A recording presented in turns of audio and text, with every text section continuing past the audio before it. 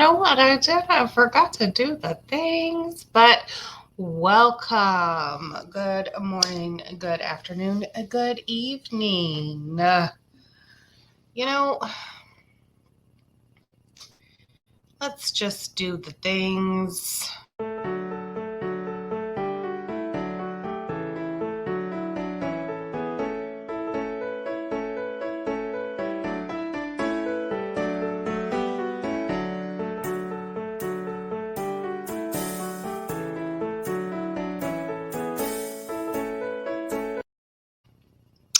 Okay, I just got a little excited and I jumped the gun and pressed the button before I turned it on.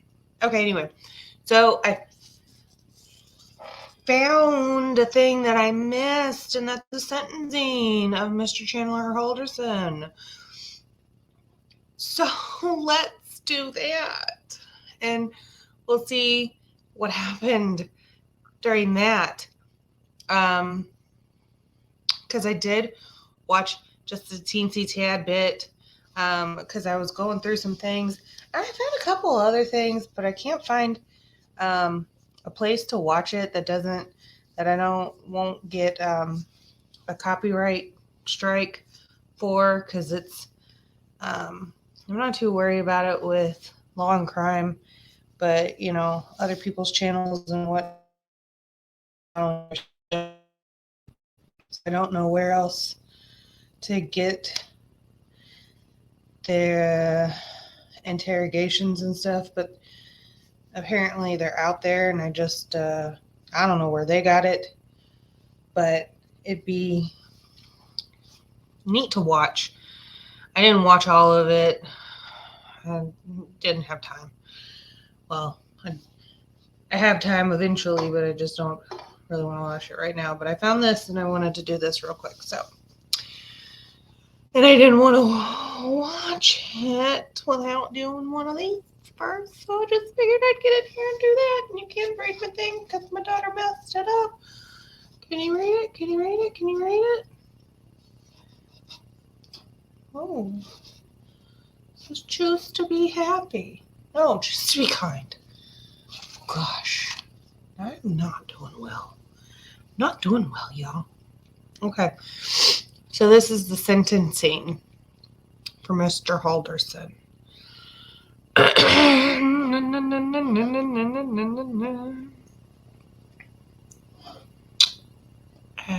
do it. Ba-da-da-dum, ba-da-dum. And he is not in a suit and knows more. Y'all just wait till you hear his statements. Like, you think that, you're supposed to address the court and be like, I'm sorry, I apologize, thank you for your time and your efforts, for everybody that has been here. Just wait till you hear that. I did hear that, and then I was just like, okay, I have to watch this and do this to make sure with the people, because Jesus, Lord have mercy.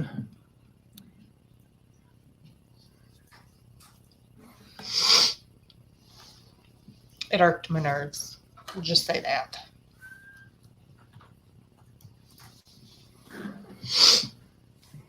Hey, nice judge man.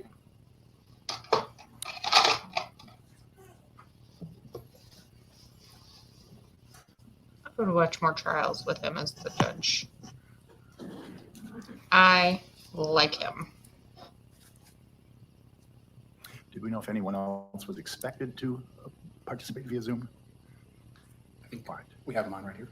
All right. Color should be.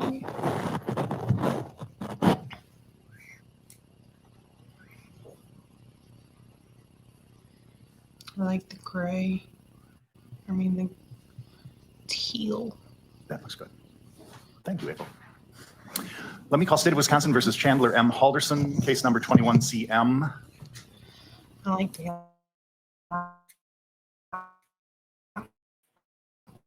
1568. Is that the correct case? Yeah.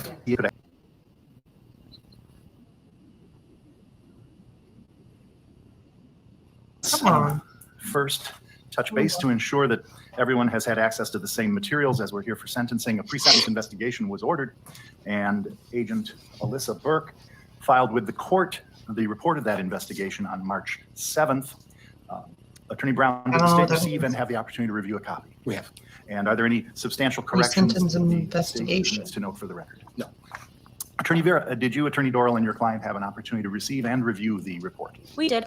Now, I did receive from Attorney Doral's signature a letter March 14th raising a couple of issues. Were there anything in addition to those that you wanted to raise? No, Your Honor. I'm going to order that that letter be attached to the pre-sentence so that it accompanies it and notes those corrections and issues. In this age of electronics, there's no whiting out or writing on the original anymore, but I want to ensure that those are noted for purposes of future reference to this report. And I will note as well that the court received, as I noted, and reviewed the report multiple times. Agent Burke, you have my gratitude for your work in this matter. I always appreciate the information I glean from your reports and those of your fellow agents, but I understand the work that goes into this, and I understand the number of steps you take and how you reach out. And thank you very much for everything with regard to this matter and those reports. I also wanted to note the following victim impact statements, which the court received, to ensure that the parties received those as well. Beyond statements reflected within the pre-sentence, I received a victim impact statement from BH, which is Mr. Halderson's brother, from CAN, Mr. Mitchell Halderson's fiance, JAH, who, as I recall, testified at trial and is essentially a sister in spirit to Krista Halderson. And then a fourth letter from an individual ET who was an individual impacted here based upon past connections with Krista Halderson. I also did receive Curtis JH, one of the memorial cards regarding the what I assume were funeral services regarding Bart and Krista Halderson. So Attorney Brown, has the state received and had an opportunity to review all of those materials? Yes. Do you know of anything that I've overlooked that was submitted? No. And Attorney Vera, have you, Attorney Doral, and your client been provided the opportunity to review all those materials? For some reason, the ET one doesn't sound familiar. I did direct that it be distributed to everyone. Was that from today? That would have been a few days ago. It had come in directly to the court. I can provide a copy to you. You got it. You had no objections to it. Don't act like you did.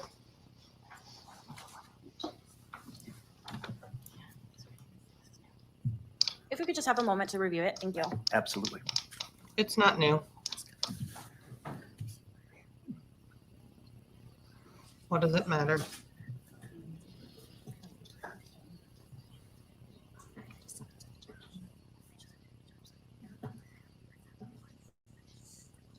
Gosh, if they just talk a teensy bit louder.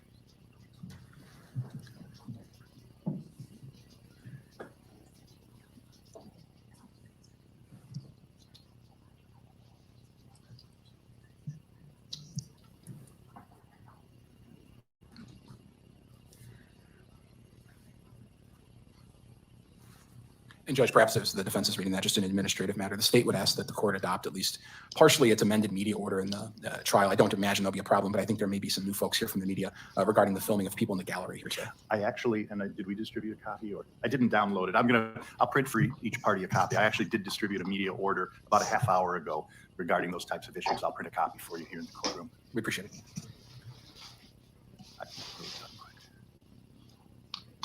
Thanks, Judge. That's fantastic. You on the ball.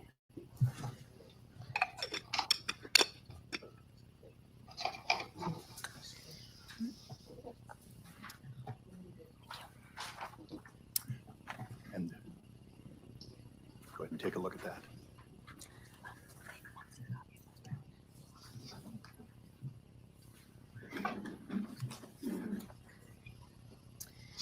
Attorney Vera. Could we get one more copy, please? We gave ours to the state. As we talked, it does appear that this is one the state didn't have either. It was sent directly to the court. I'll print a copy. Thank you. Oh, so nice of you to give your copy to the state. Oh dear.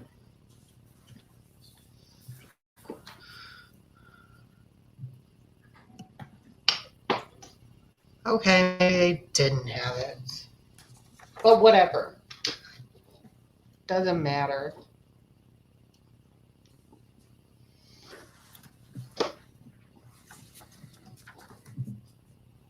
Doesn't actually matter. I switched my desk around, y'all, because again, I can't sit still and I can't, like, just be satisfied with how things are, because I might be broken. But, so yeah. So now everything's on this side of me instead of this side of me. So, but you can't see anything now. So all of my mess is on this side and you can't see it.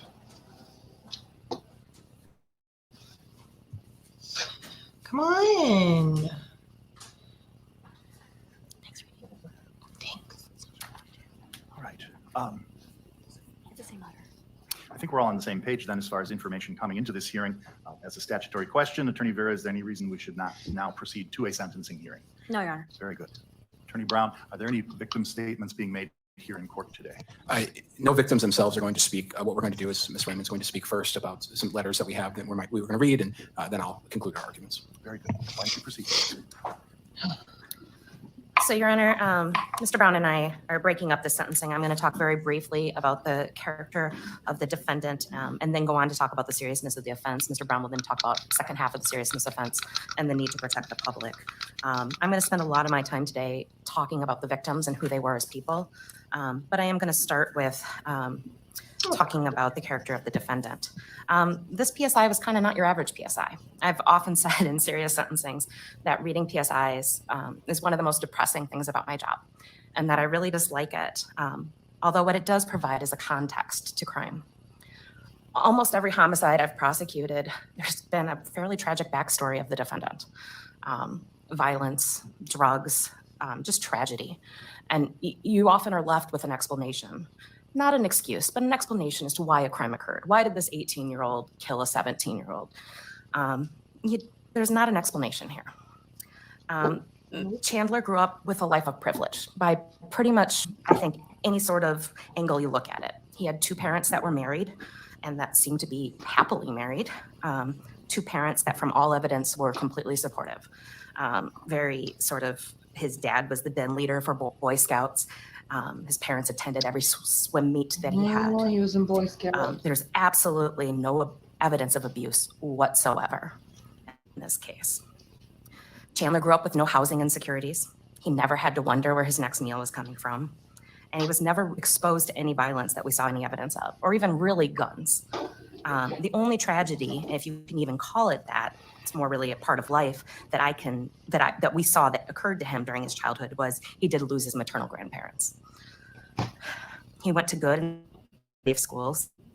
By all accounts, he had a supportive extended family that saw him often and a large network of family friends that considered themselves his family. He had numerous people that would drop everything to help him if it was needed. He never faced any sort of discrimination that I can find from any source. By pretty much every measure, he was a white male who had a childhood of privilege. The only potential criticism that anyone that we talked to, and we've talked to well over 100 people, was that perhaps his mother babied him a little too much or was a little too doting. As I often explain to my husband, that's what mothers do. It is out of this life of privilege, this childhood, that was nearly ideal that he committed these crimes. It's also worth noting that these crimes were committed against these two individuals that provided this ideal childhood for him, the two people that took care of him. I only want to say one other thing about the character of the defendant. We certainly spent a lot of time in trial, and I don't need to belabor any points about that.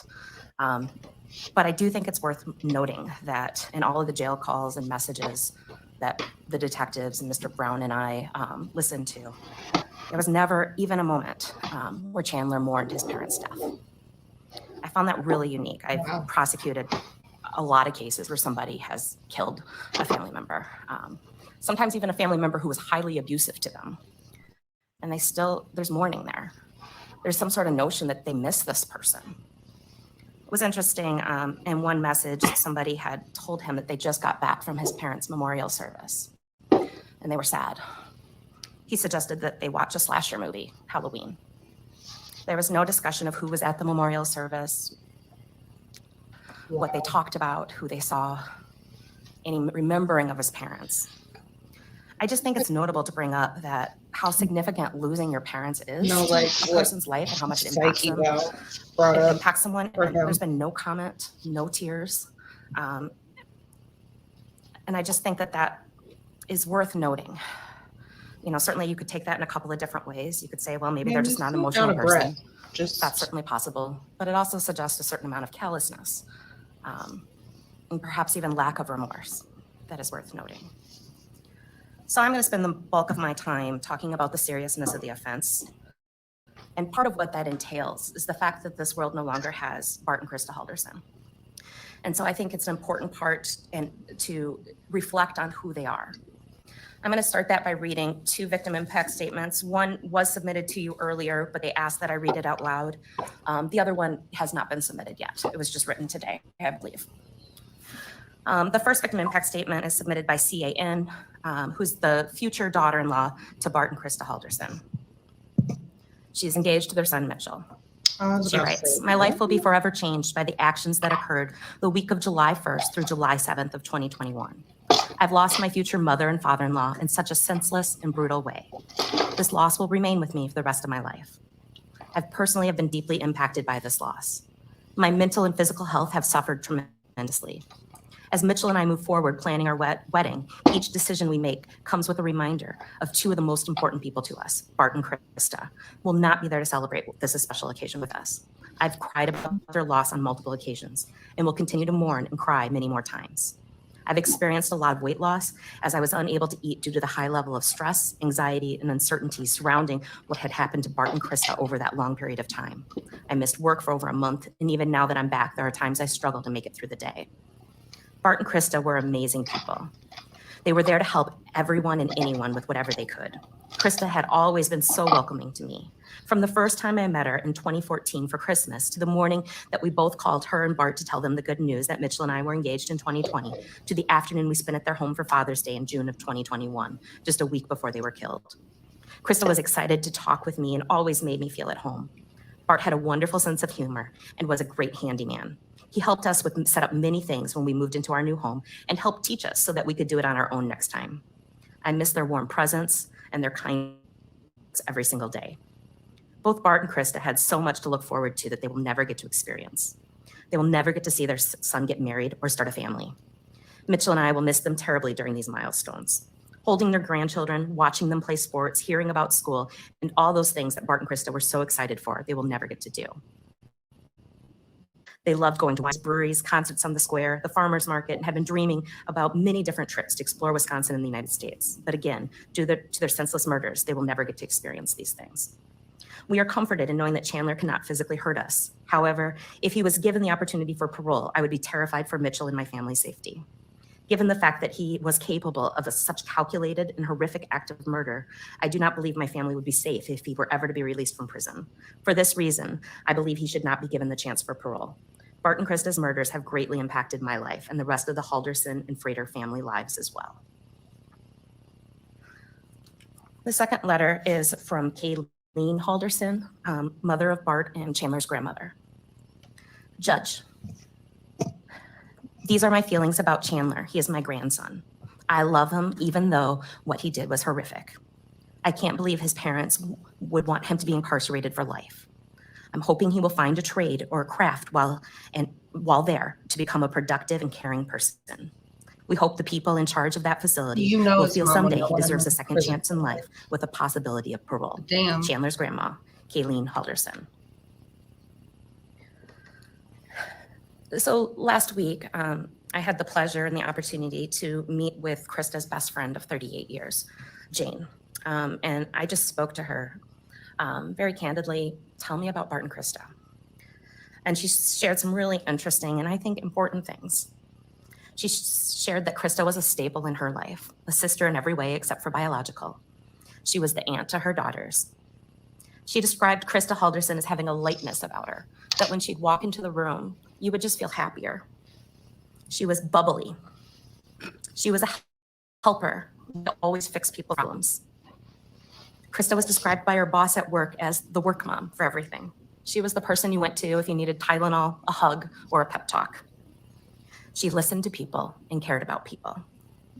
She went out of her way to lift people up. She was the type of person that you would feel happier, that would make you feel happier after you talked to her. Most important to Krista was that of mom. That was her identity. Being a mom was her purpose in life. She was the type of mom that had bins where she saved her kids' Legos for the grandchildren. She had meticulous bins in her basement, each one perfectly labeled with no dust on them, that were organized and labeled their awards, their Eagle Scout journey, and various paraphernalia and photos. That's what was Jane in those said bins. Krista was a joy and a blessing. So the rest of the house was a mess. I not only talked That's to what Jane was about in Bart those Halderson, but also his family over the last several weeks. Bart was quieter. He worked hard and he provided for his family. He was for a big promotion right before his murder. He liked the outdoors, nature, fishing, and his family. He was redoing and in the process of renovating his entire house, nearly down to the studs. He had recently built a brand new dining table made of pure wood, which he had hoped that they would use for the rest of their lives, celebrating the holidays with the grandkids. He was close with his older brother, Brett, and his parents, who are both still alive. Bart is described as generous, doing little things to take care of people. Jane pointed out that every time he was in Milwaukee, he would always take her daughters out when they were in college for a free meal with their Uncle Bart. One other thing that actually one of our detectives pointed out today is in the course of their employment, they read through a whole bunch of text messages from all sorts of people. And they were really struck about how nice Bart and Krista were. They really didn't say a bad word about anyone, not even to each other. They were kind, respectful. They texted often about worrying about this son or that son and various things. They were loving towards each other. Bart and Krista, of course, will now not see their older son get married. They won't be present for their grandchildren. They won't get to experience the retirement that they really had been planning for decades. And they didn't get to say goodbye to anyone. Multiple people, when we talked to them about Bart and Krista, said, you know, if they would have found out about Chandler's lies and his deception, they would have been upset. They would have been. But they also would have worked with him to get him back on the right track. They were sure that more than one person had made a statement like this to us, that Bart and Krista would have continued to be the supportive parents that their entire track record had showed that they were. Not the first lies. I just want to point out one more thing about the seriousness of the offense. The victimization that was caused here extends well beyond Bart and Krista Halderson. Because of Chandler's actions, his grandparents had to bury a child. His brother lost his entire nuclear family overnight. The entire family is forever altered. People who were generous to Chandler, such as his girlfriend and her family, have had their lives completely uprooted as well. Bart and Krista's friends will again never get to enjoy them. And numerous people have guilt because they wonder, were there red flags that I missed? Could I have prevented this? Chandler's actions have caused uncalculable amounts of trauma for dozens of people. Your Honor, as you craft a sentence, I'm asking that you please consider all the trauma as part of the seriousness of this offense in creating a just sentence. I'm going to comment on some of the other sentencing factors. I'm going to start with the submission by the defense, which I thought was well put together and well written, and included an article, a law review article that I read with great interest. Obviously, it concerns what I do for a living, and it's something I should think about. One thing that, before I start, I do want to thank both the defense attorneys. I think they've done a hard job, a job that they've sworn to do and dedicated their lives to doing as being defense attorneys and public defenders. I've appreciated their presence, and they've been nothing but respectful and honorable in their task, and it was a hard job in this case. But speaking especially to their submission today, Attorney Doral said something that stuck out to me is absolutely true, which is one of the lines, which is, it seems that people, I'm quoting, paraphrasing here, believe that today is a foregone conclusion as to what the outcome is. And I, like her, I don't know that that's true. And I certainly don't think it's true with you, Judge. I'll tell you that as a prosecutor, I often prosecute homicides. And that's an unfortunate reality of being a prosecutor in a city. People commit the crime of intentional homicide. These hearings happen a great deal. My job is obviously to convict people if I believe they're guilty. And here, obviously, of course, I believe that, and I did that. But when it comes to sentencing, the questions are not simply in my gut, do I feel like this is a bad guy? Do I personally have some vendetta or reason to want to push for a specific sentence? My role is to examine the legal factors and to employ my role as the executive branch's representative in these hearings as thoughtfully and as compassionately as I can.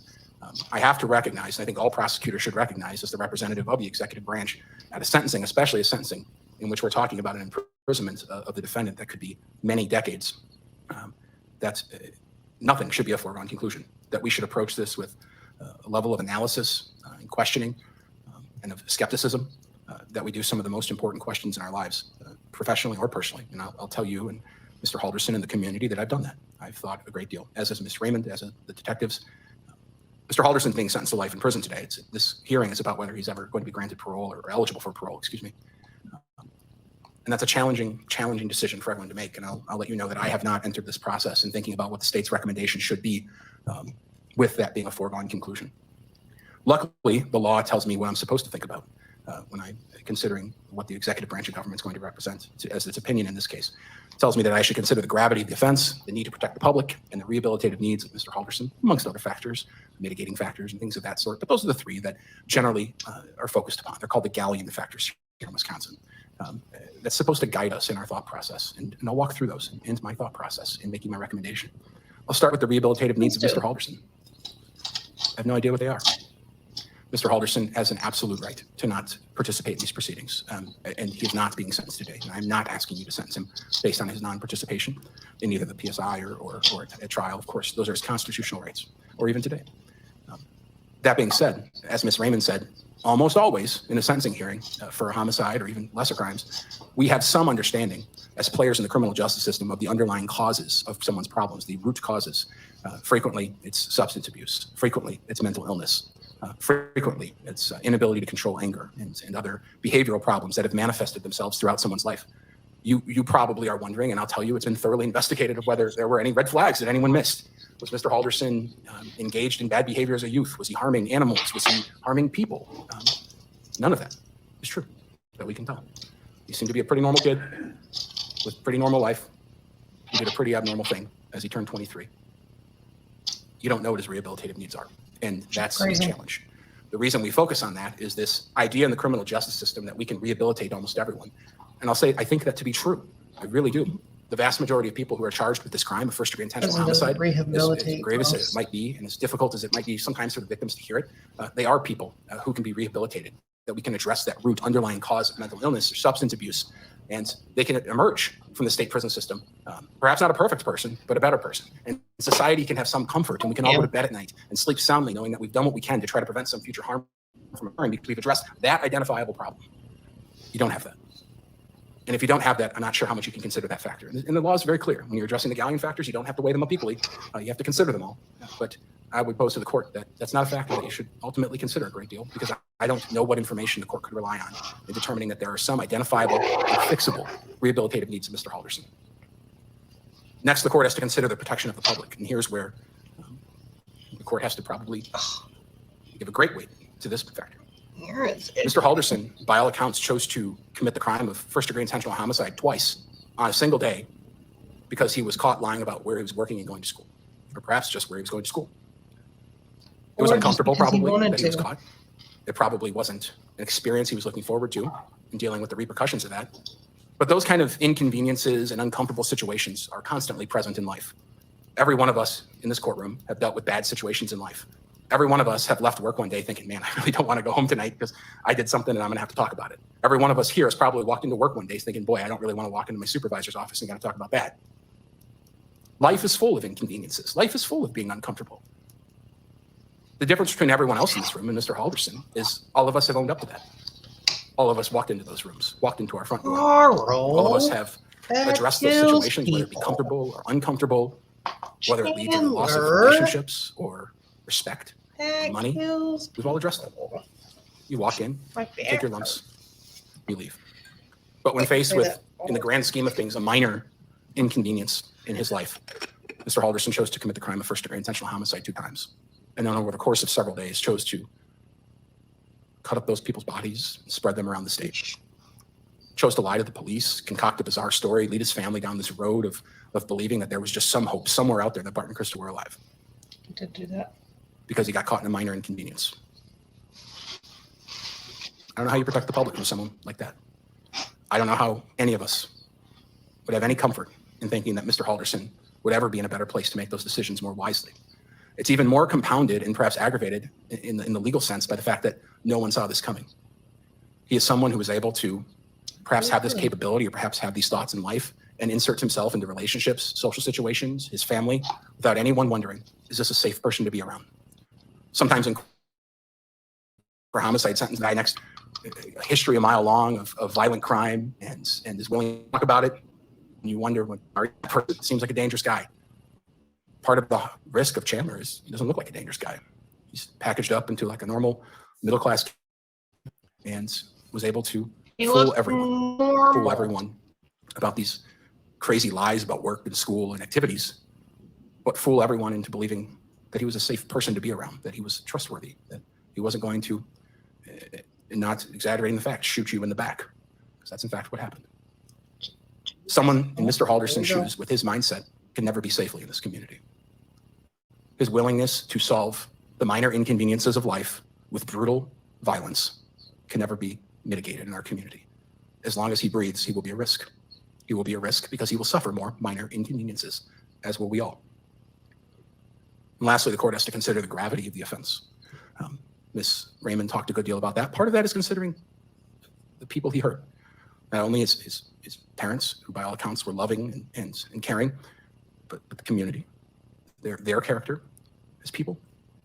Gravity of the offense is sometimes called a retribution in some systems, and I'll note that retribution is an appropriate thing to consider in law. At times, it's part of the gravity of the offense. But here, there is no more grave offense. The crime of first-degree intentional homicide is as serious as it gets. Committing it twice is even more serious. And committing it against the people who you're supposed to love the most is beyond comprehension. Gave you life, in our community. Sir.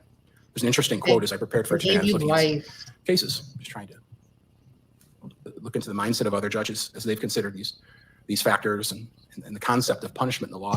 Justice Stewart, a while back in Furman versus Georgia, wrote, "The instinct for retribution is part of the nature of man, and channeling that instinct in the administration of criminal justice serves an important purpose in promoting the stability of a society governed by law." There was another case in the late 40s. It was Williams versus New York. Retribution is no longer the dominant objective of criminal law. Okay, sir. But it is neither forbidden or one inconsistent with our respect for the dignity of man. When we talk about the gravity of the offense, it's a consideration the court gets to decide what that means. Can we get to But you should consider that in my mind, in my experience as a prosecutor in this county, as a citizen of this state, I've never heard of a crime more serious. I've never heard of a crime more brutal.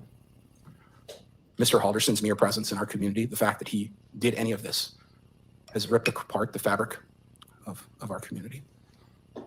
The idea that someone can live amongst us with no warning signs and commit such heinous acts should scare everybody, and it sure as hell scared everybody here. No one who's interacted with Mr. Halderson will ever be the.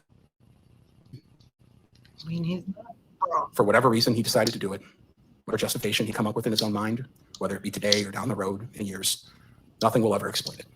His actions in July of this year were evil. He should have explained it. At this time, Mr. Halderson is the personification of evil in our community.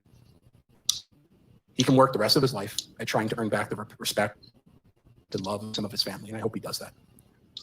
But that's a different thing here today. Our question is whether Mr. Halderson should ever be released from prison, and if so, when should he have that opportunity to ask? It's my position that he should never be released from prison. That the mere possibility of his return to our community, the conscience of almost every citizen of this community, Dangerous. it would depreciate the seriousness of what he's done. It would cause extreme angst, animosity, probably for many, to even feel that that's a possibility. We don't. It is punishment, but sometimes it's appropriate. And in this case, it's the state's position, it's my position, it is my recommendation that Mr. Halderson spend the remainder of his life in prison, penalty. that he not be eligible for I feel parole like at any point. this would have been a death penalty case. Again, there is no more serious crime. Mr. Halderson It has has to come to terms with what he's mitigating done, factors. and I hope he does someday. But that doesn't mean he should ever be released. And I ask that you not let him be released. Thank you. Attorney Vera, were any statements being made beyond counsel's regarding the sentencing here on Mr. Halderson's behalf? No, Your Honor. Then would you be speaking on this? I will, yes. Go right ahead. Thank you. Buddy, Earlier this week, Attorney Dorrell did file a sentencing memorandum, which we know Your Honor has read and considered. We stand by that submission, and we just have a couple more additions to add right now. You know, we've talked about family and the seriousness of this case and the public. And sentencing is a very intimate matter, especially in a case like this where it is a family situation. I bring that up because at the end of the day, regardless of what happens today in this courtroom, no one is going to be happy. No one is going to run out of this courtroom feeling like justice is served. No one is going to run out of this courtroom feeling good. This family is going to always have this situation, is going to be touched by this situation. And Chandler himself is always going to be touched. I don't think Chandler cares. Which makes it a very intimate matter. But it also has become a very public affair. Regardless of what you do today, the outside world, the community, the public, however you want to address it, is going to be not happy.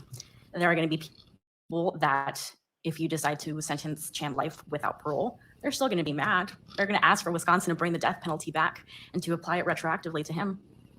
And if you sentence him without or with parole, there are people that are going to be mad. I mean, if they didn't bring death penalty back, Jeffrey Dahmer. I bring this up because, again, it's what is not a win-win or lose. I don't know situation. though. It is what it to is. have And it's difficult. Chandler Halderson, Daryl Brooks, What I do want to focus on all today within the is last just year, what we're asking for, which we they are should asking for the possibility of maybe parole. reconsider. And I want to the stress death that it is a penalty. possibility. It is not a guarantee. It is not something that is going to happen, even if Your Honor says today that there's a possibility that it could happen. According to the statute, 302.114 of the Wisconsin statutes, it's a process. If Your Honor finds him eligible for parole today, Even if he would have to parole go is through this granted. process. That can start no earlier than 90 days before the eligibility date. It's a process that would require a petition to the court. It would perhaps be Your Honor or someone else, but it would be a court petition. It would be something submitted to the district attorney's office as well. They are allowed to give their 2 cents on whether it should be granted or it shouldn't be granted. Your Honor is allowed to make the decision on its face if it's going to grant or not. There's the opportunity for victims and those impacted by this case to give their 2 cents as well. There's an opportunity for a And he hearing knows how it fucking works. where that Mr. Halderson would have shown that he is worthy of parole. Which he's not. Not only that, but Because it's not a also situation where he can continue to apply and apply. Situation Your of Honor, whoever the parole court is at that time would have the opportunity to say, maybe you are commit- not allowed to apply anymore. I'm going to give you 1 more chance. I'm going to give you 2 more chances. It's not something that he would have to continue to ask for year after this eligibility, feel like you eligibility have date should not to be granted. So it's a responsibility process for that your is a guarantee. crime. It is simply a process that we are asking that you allow for the possibility of that process happening. And I he cannot stress that enough. I say cannot stress no enough how all we are possibility of asking for today is for the parole possibility of until this man to show after you that he is redeemable. so many years. Attorney Brown brought up points about rehabilitation and how in everything that we've seen, and yes, there was a lot of evidence and a lot of discovery in this case. There may not be something to point out right away that is quote unquote a rehabilitative process. There isn't any kind of substance abuse issue, none of that. But to be perfectly fair, and whether you want to call him a kid, a young man, a young adult, Chandler is young. He just turned 24. There are a lot of growing up. There's a lot of he's going to miss out on that he's going to have to do in the institution. Don't do that.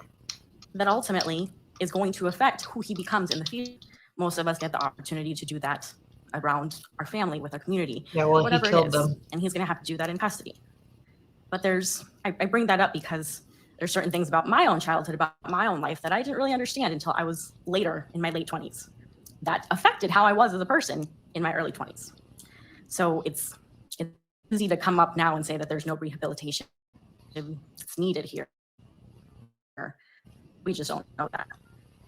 He didn't say it wasn't needed. He just doesn't know what it is.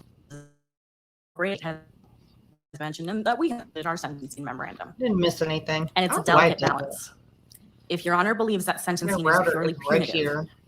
purely an issue of know why. punishment, then the only option is life without parole. But if Your Honor believes that it is a delicate combination of punishment and rehabilitation, redemption, if you will, then there's only one option, and that is the option of life with parole. Nope. As far as when that eligibility comes to play, we leave that up to your honor. You know the case, you've been here with the trial. That date we leave up to you. But we are asking that you do provide Chandler with the opportunity to show to your honor that he is redeemable in the future. And that's all we're asking for today. Life. He is with not. parole. Thank you. He's had a lot of chances I know that to be good. in your memorandum, there was an indication once again that Mr. Halderson would not exercise his right to elocute at this hearing. Obviously, just as with trial, it comes up to a decision at the very last minute. I just want to ensure at this moment whether or not Mr. Halderson wishes to make a statement. And thank you for doing that. That has changed Mr. Halderson to give a statement. Yeah. Your honor. Remove your mask Listen if you to wish. this. I believe the conditions in the jail are and very good as far as the pandemic. So if you want to speak without your mask and comfortable with that, you could. Absolutely. Okay. And I would only ask that you read fully, simply because my court reporter has to take down what you're saying, and sometimes we read. So thoughtful, y'all. Your Honor, I want to take this opportunity to appeal my convictions. If there are any lawyers listening and willing to take on my appeal, take a moment to please reach out to me. It's not that I do not have feelings.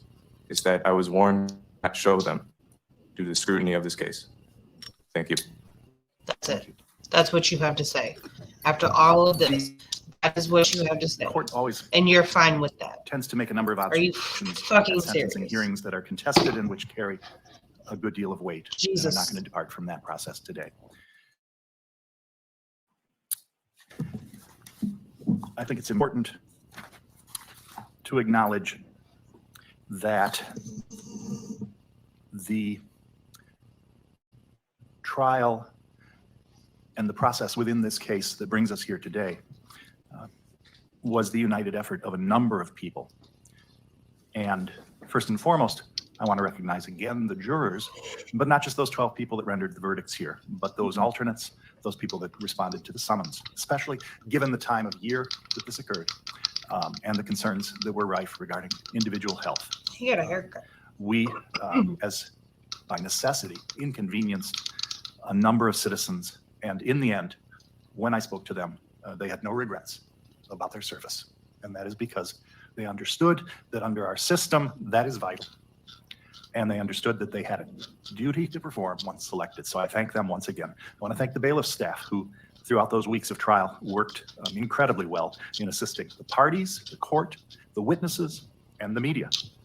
I want to thank the prosecution because I thought that the case that they presented was done efficiently, economically, but most importantly, with due deference to the nature of the evidence and the need to present that evidence in a manner which honored the people who were lost. We had a number of lay witnesses that came to court to testify. An appeal I assume attorney. that they all would rather have been somewhere else, but they all came willingly and testified here, and I appreciated their participation and the time that it took for them, again, under the circumstances, both as far as health and the nature of the proceedings and their testimony. Counsel mentioned that this crime caused a rip in our community. If there's one thing that's a positive coming out of this, I think that it is a demonstration to our community of the pride we should feel in our law enforcement, the pride we should feel in how they investigated this case and how they presented the evidence in this case. It was, well, I honestly think it put Dane County on the map through both the Justice Department efforts and the efforts of our local Sheriff's Department and other law enforcement agencies involved. It was quite incredible. I also want to finally say something about the fact that at every trial, just about, I hear defense attorneys speaking to jurors in voir dire about the fact that the defendant has a right to a trial. The defendant does not have to prove anything. The defendant does not have to testify. Sometimes the counsel will go to the extent of saying, we don't have to do anything. It's the state's burden. It's the state's responsibility to carry the case forward, to prove its case beyond a reasonable doubt. And you should find the defendant not guilty if you believe they failed in that.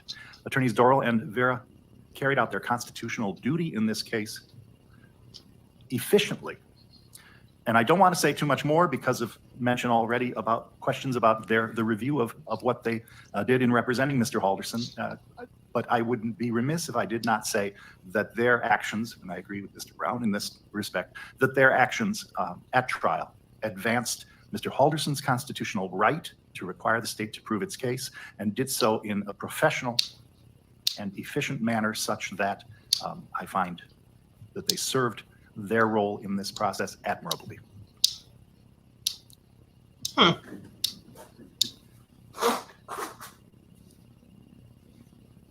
Efficiently, meaning they were fast. I'm very passionate about our system. And so let me move on to the points in this proceeding at which I need to be dispassionate.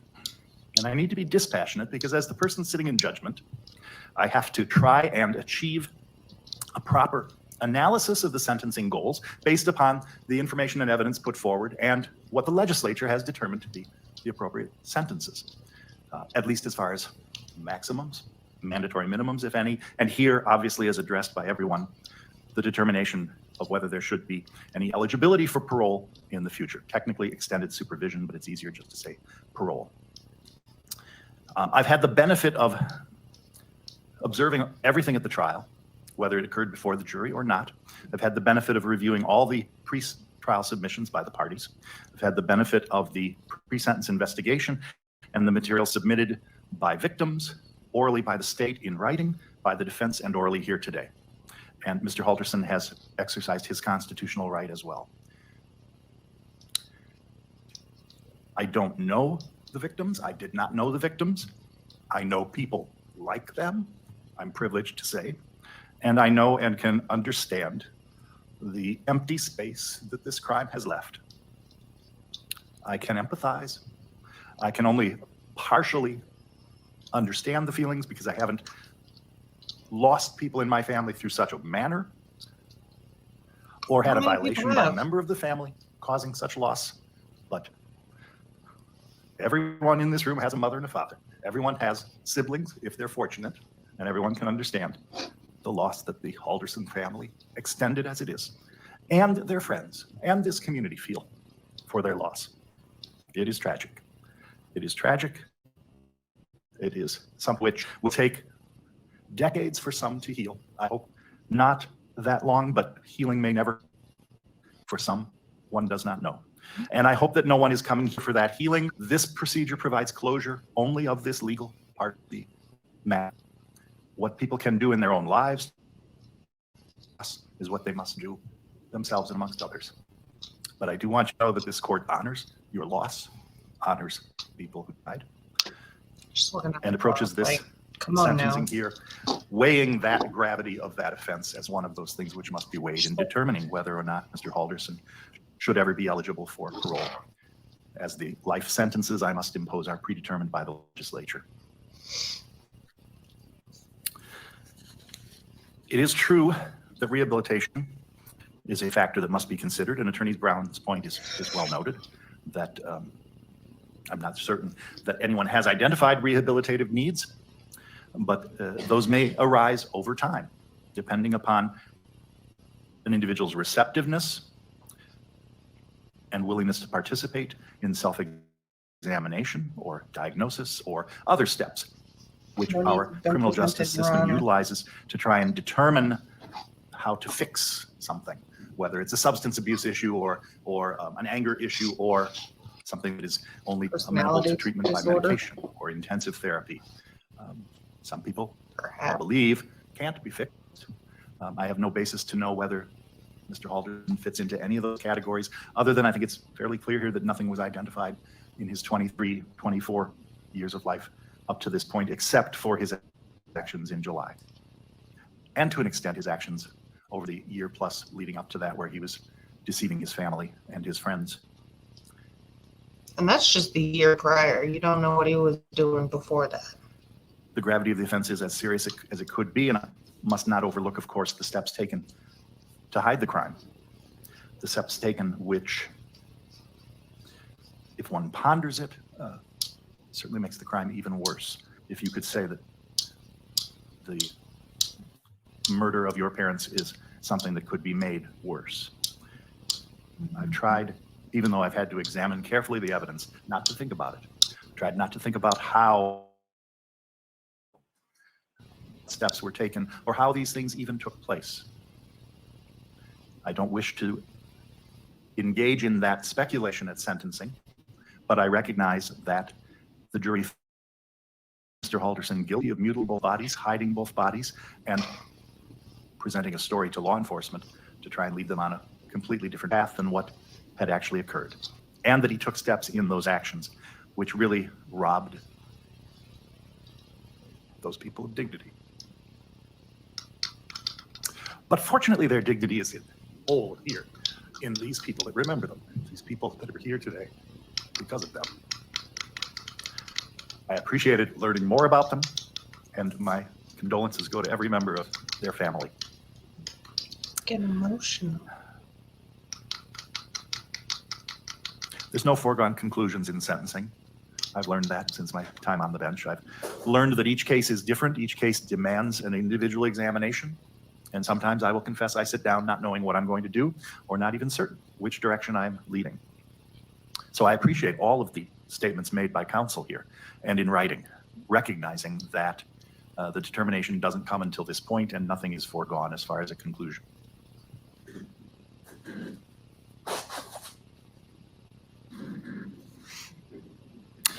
This is the third individual for which I've had to make this determination. Oh, shit. And similar to ADA Raymond's comments, I've had to sentence a host of other people up to this crime, where you can observe a lot in the background of the individual that you end up wishing hadn't been the case, because they might not have come to the point if they had had a better foundation. It is to Bart and Krista's credit, the foundation Mr. Halderson enjoyed. And it does not explain what happened here. And as everyone has discussed, there may be the ability to have rehabilitation throughout some course of time. And that's why the defense requests that that be kept in mind as to the determination of eligibility for parole. But in all honesty, I must say that as a wiser judge indicated to me once, you should sentence people not because of your anger, if indeed you're fearful of them, and not utilize the same standards for both. I cannot conceive of a way to fulfill my duty to protect the public that I serve were I to perceive that at some point in time, an individual who committed these crimes should be released back into that public. I cannot grant to Mr. Halderson the generosity of spirit and empathy that his grandmother has for him. Empathy which his own parents would surely have had, where he just owned up to what he had deceived them about. I cannot say to the community here in this room, or at large in this county, that Mr. Halderson should have the ability to be reviewed and considered for release back into our community at any point, despite his young age at this point in his life.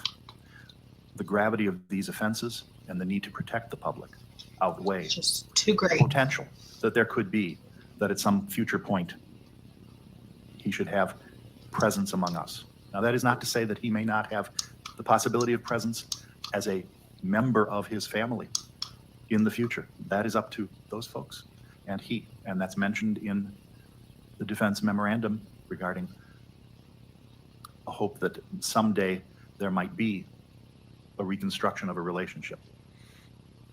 That's all well and good. I would wish that for anyone, because I don't like telling his grandmother that I'm not able to give her the relief that she's asking for here out of her love for her grandson. I cannot do that.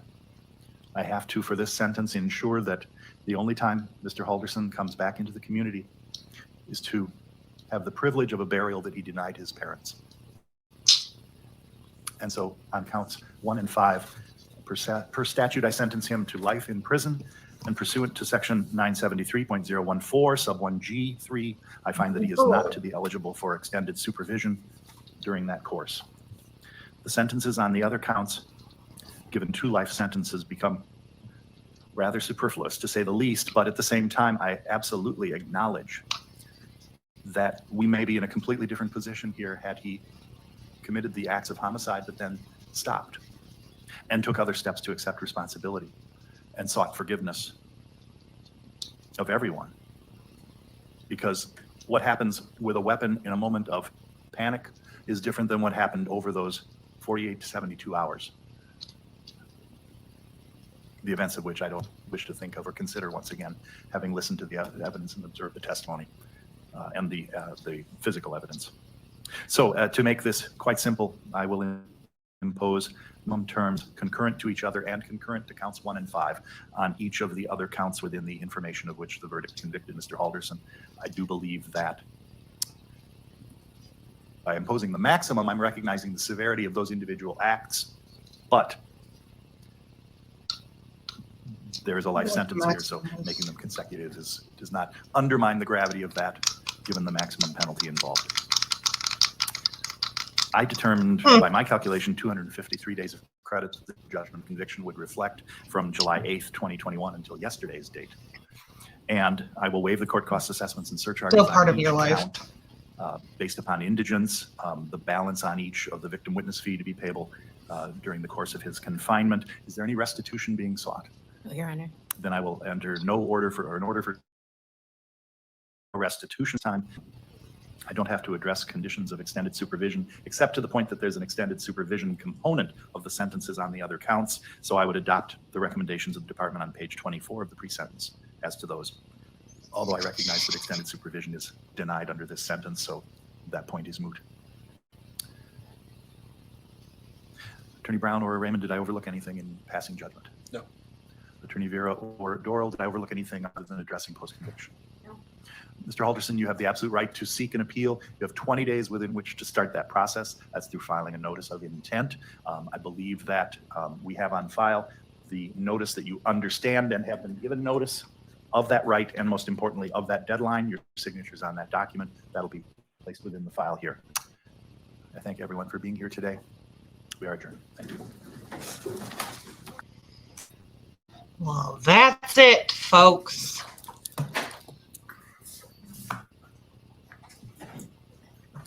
That's it. 2 life sentences without parole. And then the max on all the rest, which I wonder what the max sentences were for that. I don't know.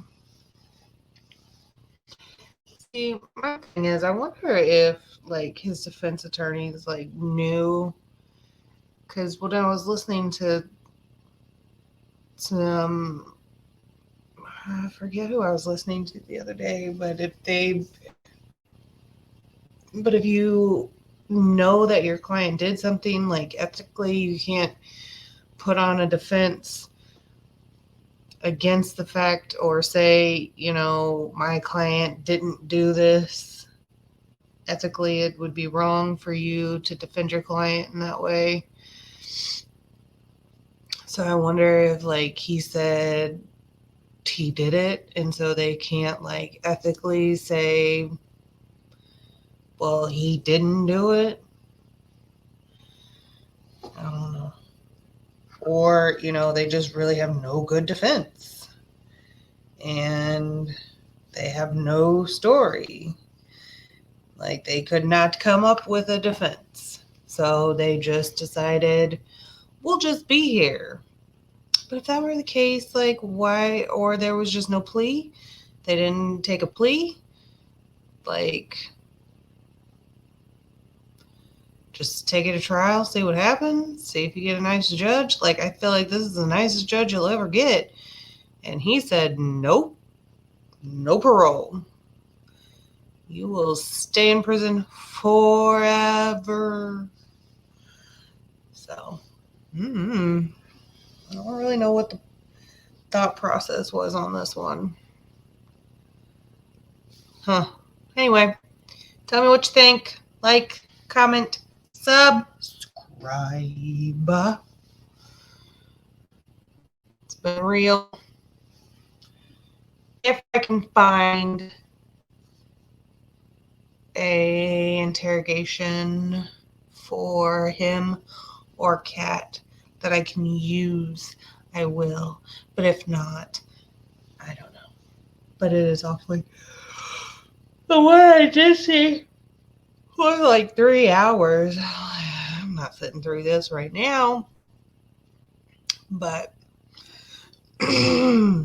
I don't know. I think it'd be interesting to see like what hers was and see if maybe I was just like wrong altogether about hers, or, you know, whatever. Or maybe I was right. I don't know. We'll see. But eventually maybe I'll watch it and then do a little, maybe I'll just do like a little, see how that goes. All right. Later. Peace. Like, subscribe, comment, share, all the things. Bye.